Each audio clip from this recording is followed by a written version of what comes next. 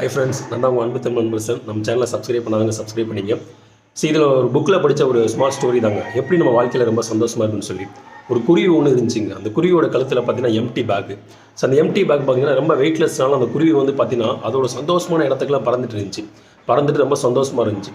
அப்புறம் எங்கெங்கெல்லாம் போகுது அங்கெல்லாம் பார்த்தீங்கன்னா தேவையற்ற பொருட்களை எடுத்து நம்பிச்சுன்னா அந்த எம்டி பேக் உள்ளே போடுச்சு. அது நாளடைவில் பார்த்தீங்கன்னா அந்த எம்டி பேக் வந்து ரொம்ப வெயிட் ஆயிடுச்சு. அப்போ போயிட்டு அவங்க அம்மாட்ட கேட்டிருக்கு, ஏம்மா முன்ன மாதிரி வந்து என்னால் பறக்க முடியலையே ஏமான்னு கேட்டிருக்கு. அப்போ சொல்லிச்சு அந்த அம்மா, உன் கழுத்தில் இருக்க அந்த பேக் வந்து பார்த்தீங்கன்னா முன்னாடி எம்டியாக இருந்துச்சு, அப்போ சந்தோஷமாக தெரிஞ்சா, இப்போ நீ தேவையற்ற தூக்கி உள்ளே போட்டுறதுனால தான் பார்த்தீங்கன்னா உன்னால் பறக்க முடியல அப்படின்னுச்சு. ஸோ அதே மாதிரி தாங்க நம்ம வாழ்க்கைக்கும். ஸோ நம்ம தேவையற்ற பொருட்களை எடுத்து நம்ம மனசுன்ற ஒரு பேக்குள்ளே வந்து பார்த்திங்கன்னா தேவையற்ற பொருளை போடுறதுனால பார்த்திங்கன்னா நம்மளால் சந்தோஷமாக இருக்க முடியாது. எப்படின்னு பார்த்தீங்கன்னா, ஒரு எதிர்த்த வீட்டில் வந்து கார் இருக்கே, நம்மகிட்ட பைக்கு தான் இருக்குது அப்படி வந்து நம்ம யோசிச்சோம்னா கண்டிப்பாக வந்து பார்த்தீங்கன்னா அந்த பைக்கை கூட நம்மளால் சந்தோஷமாக ஓட்ட முடியாதுங்க.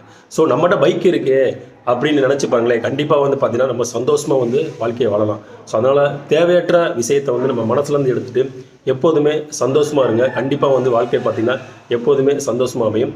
என்றும் உங்கள் அன்புடன் அன்பு தமிழன் அன்பரசன்.